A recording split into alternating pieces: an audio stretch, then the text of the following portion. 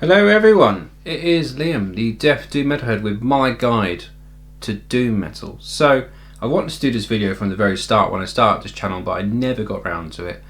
I got kind of sidetracked with vinyl updates, buying loads of new bands, and kind of forgot all about it. So this year, I thought this is the perfect time to do my guide to Doom Metal, because being the Deaf Doom Metalhead, yeah, I listen to Deaf Doom a lot. That's my go-to genre, but I listen to Doom Metal across the board, the Death Metal as well, and all sorts of other genres. So this video essentially is going to help anyone, hopefully, that is kind of new to Doom or not really sure if they're into the Doom bands, and kind of show you a couple of albums from each genre that I have of Doom. So Stoner Doom, Death Doom, Epic Doom, you know, the lot. And kind of give you a bit of a history of how I kind of discovered each genre from certain bands, and then yeah, see how you feel about that. And then if you're into them, you know, I'll put links below to each band, and you can check them out. So, talking of Doom Metal, the instant thought in my head is there's only one band that kind of started it, one of the oldest ones anyway. You could say there's loads of other bands that kind of influenced the style, but this band, every metalhead who listens to Doom Metal or would say, oh, that's a Doom track, it's got to be Black Sabbath. Now, debut album from them I don't actually have, but that is a classic rock album. It's not a Doom album. It sounds like Doom Metal, what it is now. Back then, that was classic rock, just played really fucking slow. And, you know, even this album especially, I mean, you got tracks like Hand of Doom and like Electric Funeral, they're very, very doomy. But this wasn't categorised as Doom Metal. This isn't a metal album either. It's still a classic rock album to me, or a hard rock album if you want to call it that. They're not a metal band until maybe later on when they started changing guitar tone and Tony Iommi, you know, changed it up. All the Aussie albums to me aren't metal albums. And yeah, Sabbath kind of paved the way for all the other bands. Any Doom band, like from 1985 onwards, you could say are influenced by Black Sabbath. And you know, they're all kind of copying that format of the power chord riffs, you know, the long drawn out drumming of Bill Ward, you know, it's just, you know, Geezer Butler's bass playing and the way Ozzy delivers the vocal style. It's all been copied throughout the years, but to me, Sabbath are Doom Metal. They started the whole thing, so I have to mention them first. But there's another band to me that put this out in 1985, and it's got so much Doom elements to it, even though they're categorised more of a blackened speed band, I guess you could say as well. They cover all the genres really, this band, but it's Celtic Frost. Now, latter Celtic Frost albums are very, very Doom, and Monophist you could always say is a funeral Doom album almost. But these earlier ones, I mean, they pigeonhole themselves in so many different genres. You could say speed metal, thrash metal, black metal, Doom Metal, even death metal. They all borrow from Celtic Frost, early work especially, and they're one of those bands that inspired me so much because the styles are so different on their albums. They cross so many different genres, so they have to have a mention as one of the starters of Doom Metal for me, just because of the styles of the riffs, you know. So yeah, they're the two main ones I wanted to mention first because they kind of inspired me especially to get into Doom, you know, big time. So I'm going to go through each kind of subgenre of Doom now, a couple of albums from each one, what got me into them, and then see what you think. So the first one I have to mention is traditional Doom.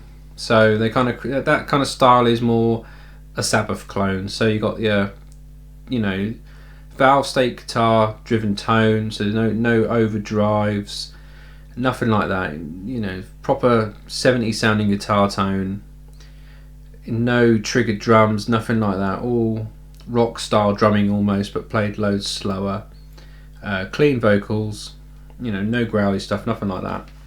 And these two bands are the ones I kind of pulled out of my collection, one being Cathedral, big Cathedral fan.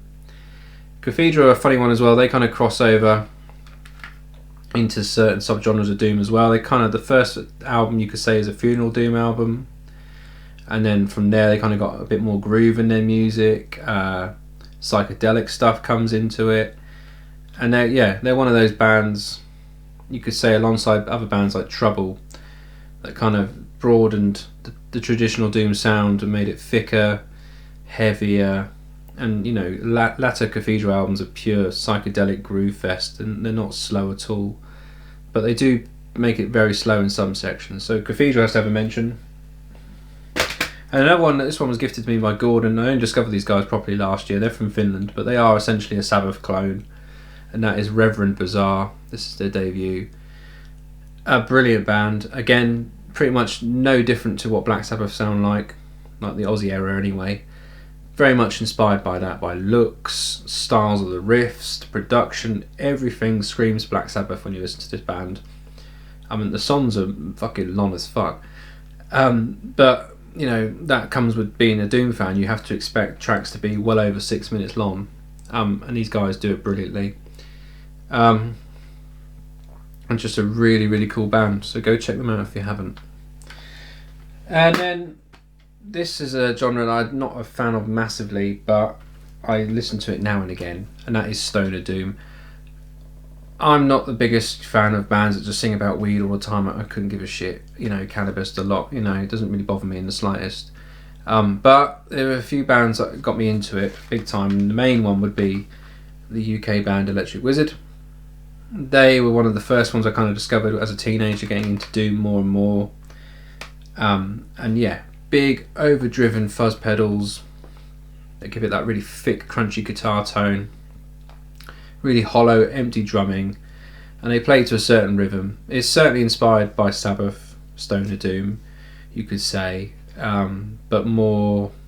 It's got a bit more of a pace to it. It's a bit more chuggy, I guess, is what you could say. And these guys, they bring the chug big time. And another one is kind of that is kind of hit and miss for me in Doom. They kind of branch into Stoner Doom almost completely, but that is Down, I would say. They are a Stoner Doom band to me. They always have been. They are a band that kind of bring all the elements of Stoner Doom with the styles, the riffing, and tracks like Bury Me in Smoke, stuff like that. You know, it's all inspired, and massive Sabbath fans, a lot of them are.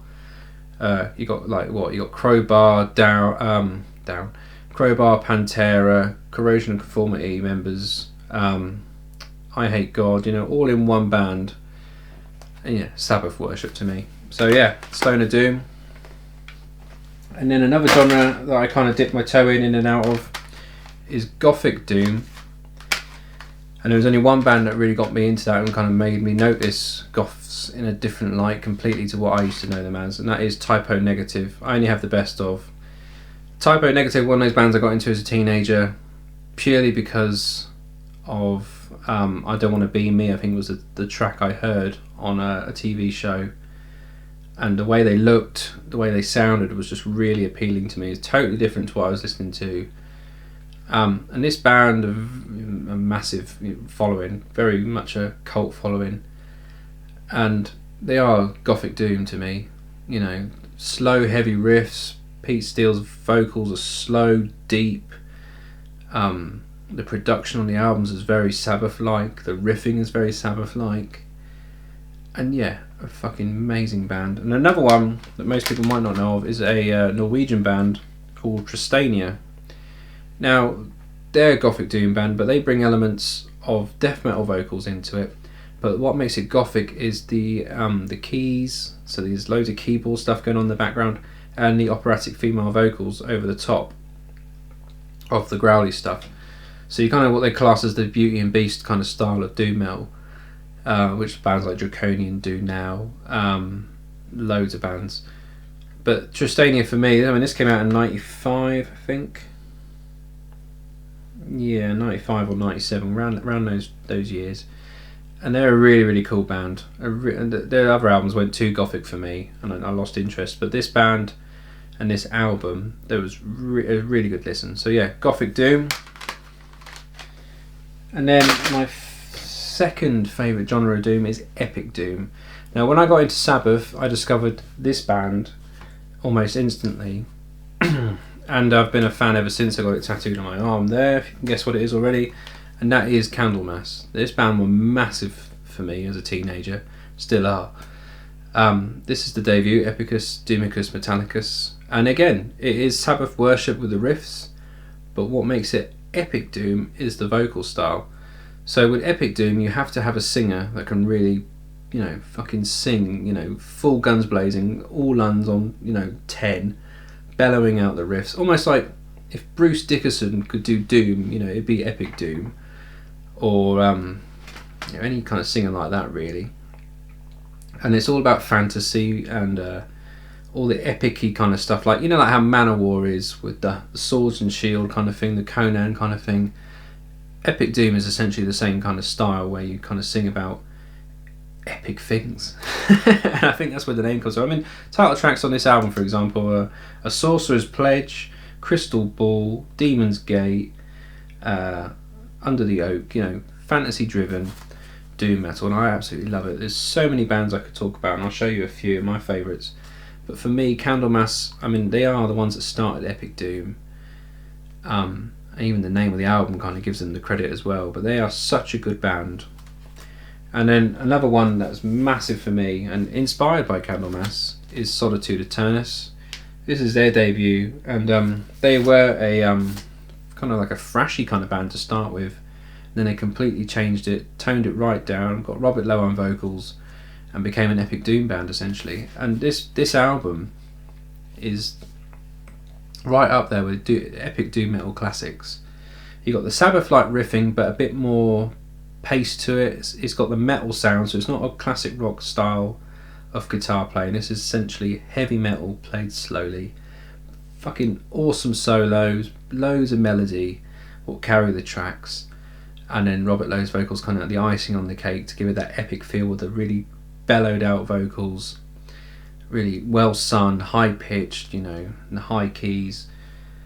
And yeah, an amazing band and very influential to me. And then the last one is a UK band, Solstice. This is again epic doom because of the fantasy elements in it. They've got the guitar driven melodies that really go well with this album. The vocals are all well sung, loads of melody, and yeah, it's got that kind of Celtic vibe to it. It's just an amazing band, and one that people should check out. If you want to check out epic doom, check out these 3 albums at least, because they will get you in. I'd be amazed if you didn't like them, put it that way. So yeah, Solstice has to have a mention. And then on to my favourite genre, really. This is the band that kind of inspired me the most, and is my favourite band of all time. And to me, it started the whole genre. There's a few I'll show, but for me, My Dying Bride are what Death Doom is. There's hundreds of Death Doom albums I own, but for me, this one kind of sets the tone for what Death Doom is today. You've got that Gothic vibe in there, you've got the death metal in abundance on this album, especially because they were a death metal band really, but it's got those slow chuggy sections that make it a doom album. And then obviously then with Turn Loose the Swans, that album and a few others kind of broaden it out even more, and then later on it became a Gothic Doom death band, and today they are essentially everything that has doom in it is My Dying Bride. The only thing they don't really do is the stoner doom stuff, but like Funeral Doom, there's epic guitar melodies in some albums, there's the growls, the clean singing, keyboards, you name it, they've done it, violins especially. So My Dying Bride has to have a massive mention. And this band as well, from Yorkshire, they've changed their style over the years and they've broadened into Gothic Doom, even put in elements of like Depeche Mode like music.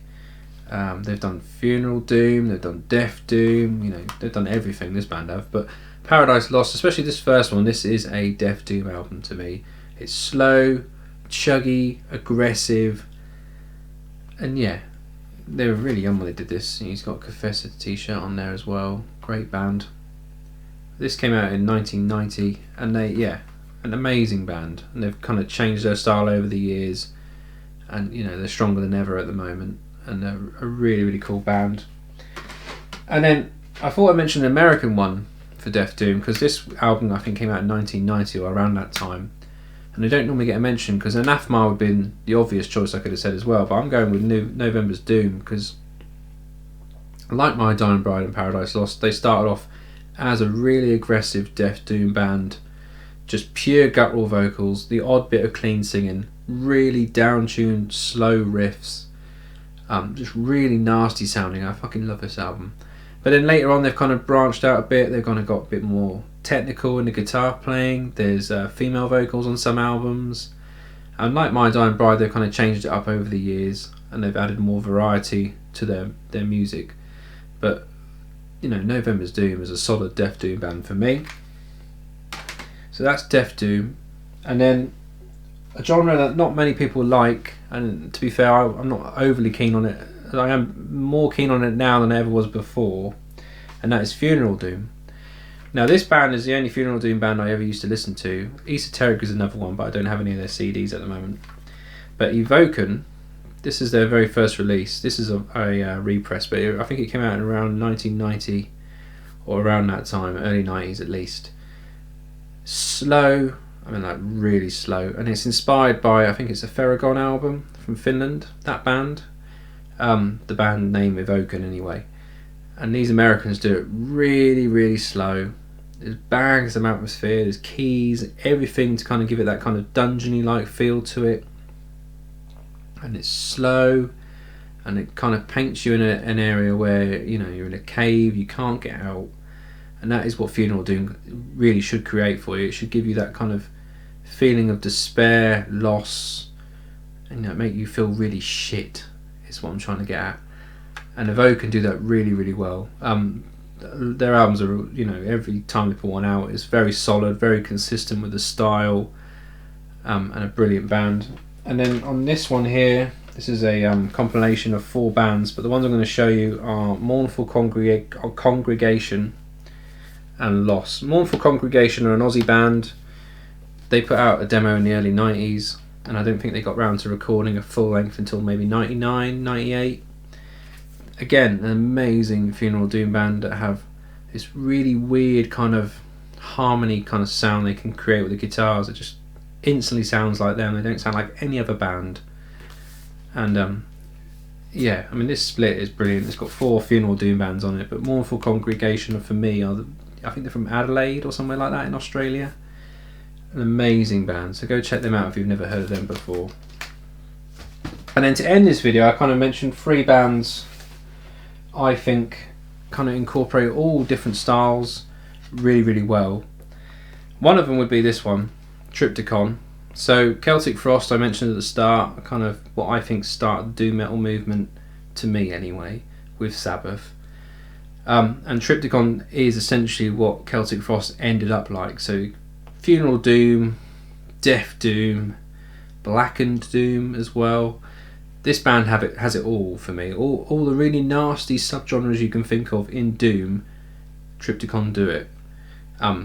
You know, H.R. Geiger album artwork, which I absolutely love. I mean, Tom G. Warrior on this album, especially this is the second one, he's just so consistent. The vocal style is very morbid, very drawn out. And yeah, if you want a shit experience and want to kind of put yourself in an area where it makes you feel miserable, Triptychon will do that. An amazing live band as well. I've seen them live, and yeah, an absolute experience and doing it really, really well. Another one is Finland's Solifus. These guys are what Death and Doom to me sound like at the moment. They've got the really low driven guitar tone, the guttural vocals kind of sit nicely between the guitars, so they're not over the top trying to get all the attention. They sit just in the mix. And what Solifus do really, really cool is the guitar melodies. It's all driven by melody. So all the songs have a certain riff, but the melody is what carries each track along and lets them evolve naturally. And they're just a really, really good band, really strong. And you know, I can't get enough of them. So Solifus has to have a mention. And then finally, this American band are amazing, and especially this album is a 10 out of 10 for me every time. Daylight Dies, Dismantling Devotion. These guys, again, are more what I'd say melodic death doom. So they have the growly stuff, but the clean singing is brilliant. It's really, really done well. You know, it's not growled or barked kind of singing, it's proper singing. It sits on the melodies. The guitar melodies are fucking ridiculous on this album. They're really catchy, really memorable, really well written. and it's just a beautiful album is how I would describe it. It's one of those albums, if you've never listened to it, you must listen to it at least once and experience it, because it's just a solid album. Like, musically it is absolutely solid. So I have to have Daylight Dies mentioned. Now, I could have mentioned you hundreds of albums and bands, and there's hundreds of albums and bands that I actually don't own either. So let me know in the comments below what you think. You think I'm talking bollocks, or you think, yeah, he's got a point. And recommend me some albums, I might not have heard of. I've heard quite a lot of Death and Doom and other bands, but I always get someone mention a band to me and I go, never heard of them, and it's another album for me to add to my ever-growing want list.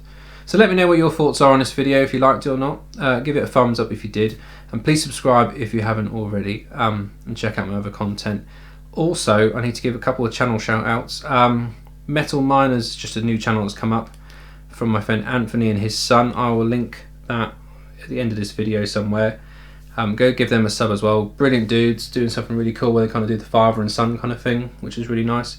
Gordon, a long time subscriber to my channel, he's finally started doing videos now, so go and give him a sub. I'll link his channel somewhere as well, because he needs all the love as well, because he's doing videos now. And until then, I'll speak to you guys soon. Cheers.